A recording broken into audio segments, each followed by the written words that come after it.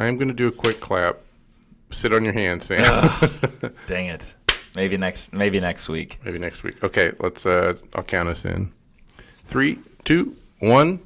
Welcome to another Little Talk. It is December 14th, 2022, our second to last podcast of the year. Second to last podcast. By the way, next we've week made it. we have made it. We've been consistent. Didn't Next expect week that. we need to do not only a year in review, but I think we need to we should have some reflection time. Roop. Okay. We did good. Yeah. Highlights and highlights. probably and, lowlights. And lowlights. One's going to be, unfortunately, your mic last week. For sure. Yeah. Hey, please tell the listeners. I am so sorry for everyone that had to sit through Sam's mic last week. Here's what happened. It was rough. Luckily, Trent and Ruth's mics were fantastic. I would have rather fallen on the bad mic sword there, to be honest. But what happens is when we have more than one person in the studio, which we did. We had Trent in. He was great. We were outside the studio, too. Yeah, we were outside the studio. It was a whammy. whole new setup. But what happens is the third mic records in mono, and so I'm always kind of wary of it. Third mic sucks. Third mic sucks. So what happened was Sam was on the third mic, just by nature where it was sitting, and we had worked it out before, and it seemed like it was going to be okay. So Sam was on the third mic, and Sam, as you've probably heard me mention a few times, gets excited, and he was really talking. He was loud talking. Well, and we had a bourbon. Yeah, there was a lot of like mitigating escalates circumstances. it. Yeah, It was, he was right on the mic. He was loud. He was mono, and new environment. And what you heard was me reducing the volume about 400%. So it was bad. I hated that.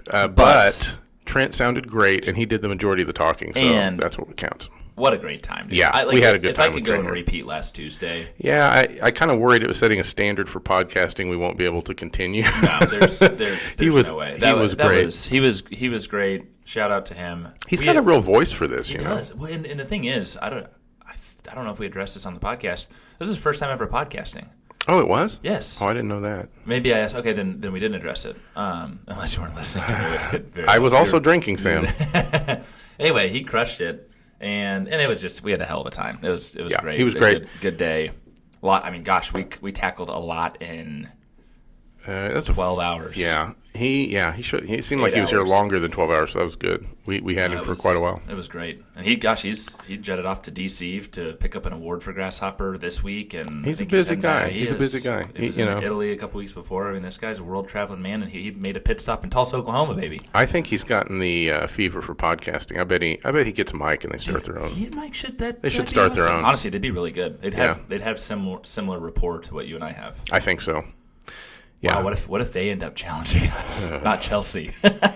Yeah, Chelsea's podcast. She's still got a couple weeks to get that one off the ground, I guess. You know, it was cool. Well, that's not going to happen. No, it's not. Trent kicked off a great week last week. We were slammed in a really good way. We rounded out the week last Friday with the KIP pitch competition. It was the inaugural. Yeah. You guys have heard kind of us allude to that over the last few months. Hopefully you saw some social posts about it. There was a lot of social media going on. We were on Channel 6, the noon show, on Monday. The winning team, myself and Deanne Cooks from KIP. If you missed it, you can see that video on our website. It's on the article about the recap. It's on the press release that Roop and Taylor generated. But it was a holy moment. I went home to Tara on Friday, exhausted. Right, like I got home. I could tell you were starting to run out of gas. Yeah, it was a lot. But I got home just before 7. I was able to put Matt down. And I told Tara, I said, our agency is filled with wonderful people, and we do great work for our clients every day. But I said, we did some real-world good on Friday. Yeah, we made a difference. Those kids really seemed oh my God, inspired and proud, and it was cool to see. And it was for those that didn't see the press release or social media, the agency, we gave $5,000 scholarship to the winning team. Yeah. And it can go towards educational opportunities. This team's actually going to use it to invest in their business, which is awesome. So, anywho, it was a really cool thing. Like I said, it was a wild, awesome, crazy, super fun and energetic week. I mean, it was. And by the way, shout out to the KIP band, who was really. KIP band. I wanted to stay out and watch them out front the whole time. I could have, but they stopped playing. God, they were good. And by the way, they're a nationally renowned, band. It was impressive. It was fun to watch, for sure. Okay, so we're gearing up. We've had a nice week this week. We're halfway through. Roop, what do we have to look forward to on Friday? Friday is the holiday party, the annual Littlefield holiday party. By the way, we talked about going live from the Christmas party, and did someone Roop and talk I you had out of a it? really good. Or Roop just brought me down to earth and was like, "Dude, that's not going to be a good idea." I kept thinking, well, we could do it before. No, there's a breakfast shot, so I don't know. Probably not. So I think we are planning on going live on Instagram on Friday. Really? We're going to do a quick. Taylor's got some Taylor's going to ideas. do it. Okay. Just give you guys a quick preview of the crazy and fun of our So just for legal purposes, I want to know that she's in charge of it, and I am resolved. Yeah, no, I think you're good. Yeah, I think she's good. just going to do. I'm sure she'll tap into you for some guidance. But anywho, we go to the Summit Club, 32nd floor. We all dress to the nines, and we close the office at 10:30 on Friday. Yep. Go up there, have a great lunch. David and Marilee Littlefield are making an appearance, which I love. Yay. I think that's cool. So it'll be a really nice time. Yeah, I've gotten to see David quite a bit. He was at the KIP thing too. Yeah, that was cool. And it was so funny. I was like, he goes, "Hey, I'm going to come to that." And I said, "Oh, you don't have to do that, Dad." And he goes, "Oh, I got nothing else to do. I'm retired." Well, hey, before we dive into digital trends, Roop, I guess you're kind of previewing with the digital trend from Trent's conversation last week. Yeah, let's talk about this. So Trent and I we were sitting around talking. Was this on the podcast or between podcasts? It was on the podcast. And then that's how drunk I was. Is when Trent sent that, was like, holy cow, we were spot on the podcast. We were talking about virtual billboards in sporting NHL, venues and things like that, in particular in the NHL. And he sent us a follow-up article, it was maybe Saturday it was the next day. Yeah. It was very timely. It was that week. And, they're having some problems with it.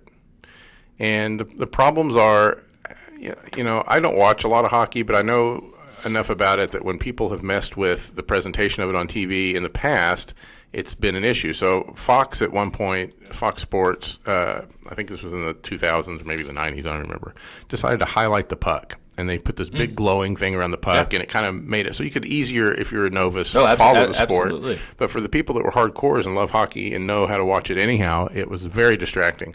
So in the same vein of that, they were trying something new with these virtual billboards. So along the boards of the ice, to recap, when you're there, you may see an actual local billboard. A local, car dealership But ad. at home, on TV, they virtually can replace those by market. It's just like ad placement on a website or anything else on the internet, but with a real-world venue. So I guess they've been running this, and people are complaining like crazy because it's insanely distracting from the game, where there's a lot of motion that happens because they're moving fast. The puck's moving fast, and they're moving fast, and on these billboards, they're kind of more static, and it doesn't give the motion. You don't get the motion blur effect, which they're trying to figure that out. But do you want your billboard? Do you want your logo blurred? And that's so it's kind of not working. Here's the thing, and the way that Trent brought this up was in line of a customized customer journey. Yeah, which in theory, this is a genius idea. I like the idea. I mean, it really is, Yeah. and I know We're still brands working out and the kinks. advertisers alike love it from a national perspective. Yeah. So they're onto something, but there's some distraction. There's some distraction. There was a couple examples they showed in the article, and I don't watch hockey. I just started watching soccer, or football, as I've learned it's called. But the hockey one was a temporary fad, by the way, Rube, as the World Cup probably ends? so. Well, you know what happened? Ted Lasso got me. That is true. And then Welcome to Wrexham educated me. Okay. And then the World Cup was kind of like March Madness, and it was fun. I don't like the Olympics, but I did enjoy this, and so it was. Rube, I love that. Yeah, I'm rooting for Argentina, by the way. I'm sure the whole freaking world I was rooting is, for Croatia, but and I guess Argentina now. But anyhow, hockey's still figuring this out. These billboards are not having the effect that I think people thought they might. But again, it's a good idea, so they'll figure it out. Yeah. You know what I think's funny about that is the same concept exists in video games. So if you're playing any of the EA sports games, NHL, Madden, whatever, they have these billboards around the stadium in the game. And at the end of a season, so I'll play a game way too long. Like I've been playing Madden from 4 years ago until just a few weeks ago. And the billboards, when they run out of inventory, it's just a blank thing. It does. But I've noticed Pizza Hut must have bought like a lifetime membership in the EA game because Pizza Hut ads never stop running on these things. Never. Question for you, just obviously that's very much a brand awareness thing. Yeah. Have you ever gotten hungry and ordered a pizza from Pizza Hut? We order Pizza Hut. Maybe subconsciously, yeah, that's our go-to. We actually order more Pizza Hut than other people. Whoa, hey, that's interesting. Yeah. Okay, cool. So cool. just an awareness play kind of works out. Anyway, I love that Trent brought that up last week, and then it was just crazy the follow-up and the article afterwards. So, Rip, take us into Digital Trend 1. Yeah, so it leads a little bit into Digital Trend 1. Again, these are from Little Bits. You can get them in your inbox the first of every month. Yeah, we just sent around our last Little Bits for the year. Yep, we sure did. So, and the next one probably won't come out on New Year's Day. We'll probably be later. Yeah, we'll do the third probably. We'll give you some time to get back in. But this is from the December Little Bits, Digital Trend 1. The Metaverse. Oh, wait, sorry, not the Metaverse. Scratch that. Meta. Just Meta. Meta launches a new sports experience in VR, which could help to spark interest in the Metaverse. There's a lot of attempts to spark interest in the Metaverse. I think people are sort of starting to understand what it is. But now they're kind of needing some stuff that people understand, and sports is a good way in. It's a great way in. Sports experiences have been available in VR for a long time. I've watched a couple basketball games in my Oculus, which is neat because you can pick, you can be in the behind the goal, you can be at the half court, you can be up in a suite. They let you. I mean, that's pretty cool, and you're watching the game the same way that people right there are, without the smells. But that's the before Meta became Meta, Zuck's original pitch on Oculus and VR was you can be sitting courtside at a Lakers game. Yeah. And I was watching. To me, that was hella interesting. I mean, that was really interesting. And then they went as far to say, "Hey, forget the textbook. Yeah, you're going to put on your Oculus, and you're going to be in front of the Pantheon. Yeah, and you're going to be learning with your professor." And it's like, wow, that's the idea to take you to places that you couldn't otherwise go or afford. Is kind of cool. I watched a couple of concerts where you can be on stage behind the musicians next to them. Live? Yeah. Okay. Yeah, and it was a big deal because I was like, I was curious, how are they going to do this? And so that's why I was like, oh, it's live. It's 8:00 tonight. I'm going to put Oculus on in the kitchen and watch it. So these things are pretty neat, but they're starting to leverage and lean, and they've been around already. That's the thing's crazy to me, but they're starting to lean into them more as a, hey, come watch this game versus watching a cartoon Zuck stand out in the woods or whatever he's up to. So anyhow, leveraging sports to get people into the metaverse is probably a good idea. And by the way, I was going to say, I noticed this yesterday. I was looking for equipment to remedy our mono problem, and came across something kind of unrelated, but related to what we've talked about all year with VR. The Oculus is a big headset, and it's a big. Dude, it's heavy on my head. It's heavy. You get a little sweaty. Hurts my ears. Yes. So that's a problem if you're going to sit through a 2-hour game or a 2.5-hour concert. It just is. But yesterday I'm surfing around doing some stuff, looking for some equipment for us here, and came across some VR glasses. That's where... And they look like my glasses. Yes. I was going to say, for those watching the video today, I've got my glasses on. Yeah. That's mine are where over here if you're watching the video. Yeah. I can't see with them on. But that's what they look normal. They look like Ray-Bans. And they were a little thicker, I think, on the side, but not so noticeable that you would think anything of it. And you do VR in it. So, it's getting there. Things are starting to come together finally, and that was promising. And by the way, those were like $300 or $400, comparable to Oculus, I would say. Totally, but guess what? Right? If you have that, and you can segue into that courtside basketball game, courtside seats are $1,500 a pop, right? And there's so many applications. Yeah. So to me, that is not a crazy expense. At some point they're going to be $500 a pop in VR. Of course. But and they can sell unlimited seats or whatever it is. But it's pretty neat. If you have not experienced VR at all, I highly encourage your first experience to be a concert or a sporting event because you really get the idea once you're in those. I mean, there is something to be said about that. As we segue into Digital Trend 2. Digital Trend 2. Really interesting. We actually had a pretty lengthy conversation. These digital trends, these little bits, when we podcast, et cetera, we sit down at the first of each month as an agency at 8:15 on a Tuesday, and everyone hates me for it because usually we start work at 8:30. No, they don't. We're getting used to it. I think people are starting to like it more. And I was going to say, it's time before the hectic and craziness of the day. However, we talk through these in detail, and Roop and Kelly lead these. And so we had a nice conversation on the second digital trend, and that is YouTube Shorts. They're coming to a TV screen near you, and we mean now.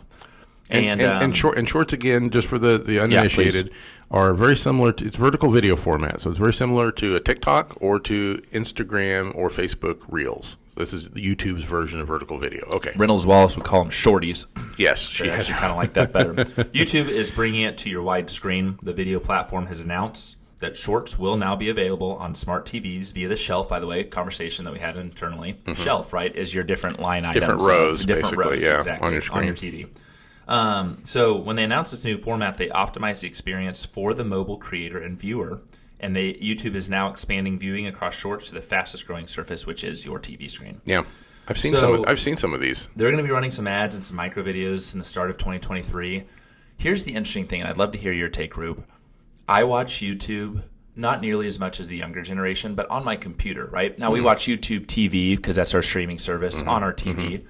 Chris Kaiser brought up he watches YouTube videos on his TV all the time. Same. You do the same. Yeah, same thing. I've never done that unless like I'm having some drinks and I want to look at like an old concert with some buddies and we go to the Stones and whatever. No, it's a legit channel. So we watch TV through the Xbox. We have Hulu and Netflix and Disney Plus and HBO and I think Paramount Plus now and Peacock and all the streaming. So I have them all. And YouTube is in there, and I have YouTube Premium, so I don't have to watch the commercials. I get right to the content. Yep. And last night we finished watching. Wednesday. We finished Wednesday on Netflix. Tara's watching that. It's great. It's really good. We finished the finale. finale. Not my cup of tea, but she loves it. It took us a couple weeks to get through it, but I did like it. It was good. And so we got to the end of it, and there was nothing else to watch. And so I went over to YouTube, and Carrie goes, "Oh man, don't start YouTube. We'll be on it for hours." And you were? Well, I had chores to do, so I got only half an hour in. But I went over there because I wanted to see the new Spider-Man trailer, and then there was a couple other trailers we watched, and there was some clips from. I don't know, outtakes from Tulsa King or something. Like there was a whole thing we started watching. Are your children doing this on TV too? Yeah, they watch it on their mobile phones. Okay. Like if they were in a room full of TVs, they would still watch it on their phone. But Carrie and I do watch it just like we consider it just like Netflix, Hulu, Disney Plus, any other streaming service. It's something, and we have people we follow and some shows we watch on there. So as Shorts roll out, do you think you'll be watching Shorts?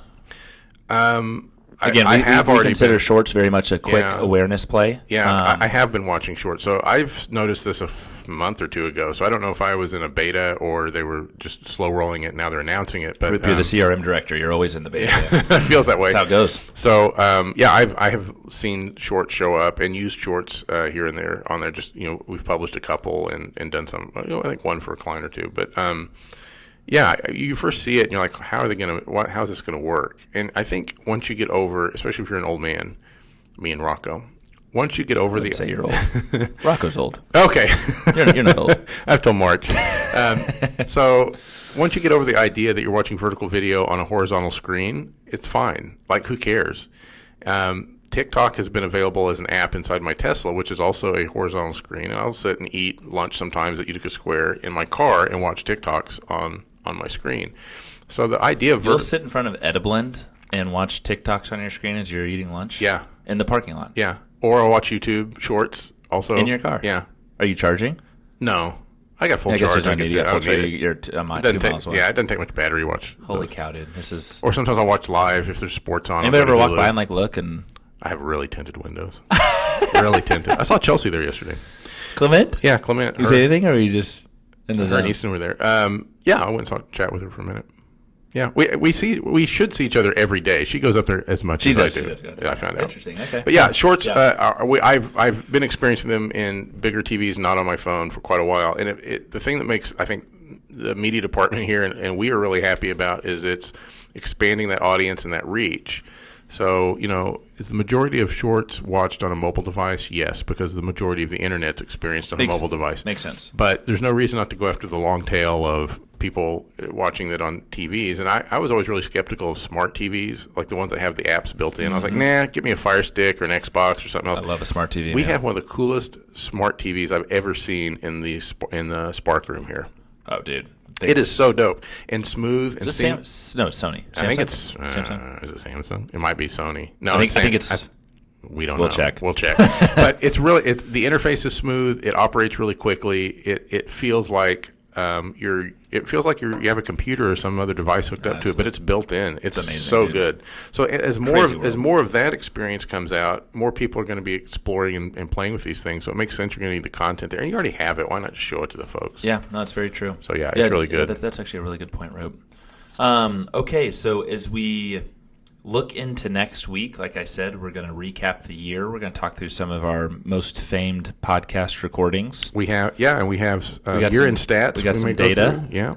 And, of course, a full recap. So, fun fact, right? We have 5 new employees that will share a fun story at the Is this a record? Christmas Do we know? I think it has to be. That'd be close. So we'll have some great stories. We'll keep it relatively short next week. Yeah. We know everyone's in that holiday state of mind, and you're wrapping the year. And Do you think we might get one last visit from Chelsea? I think we have to. I right? think we should see. I'll throw her on it. Let's see what happens. Okay. No, that sounds good. So, anywho, that's a wrap for today. It's been a great couple of weeks. I can't believe it's the end of the year, but it's going well. Christmas break's hitting at the right time. Christmas break is hit at the right time. So yeah, it has been great. okay, we'll catch you then. All right, adios. Bye bye.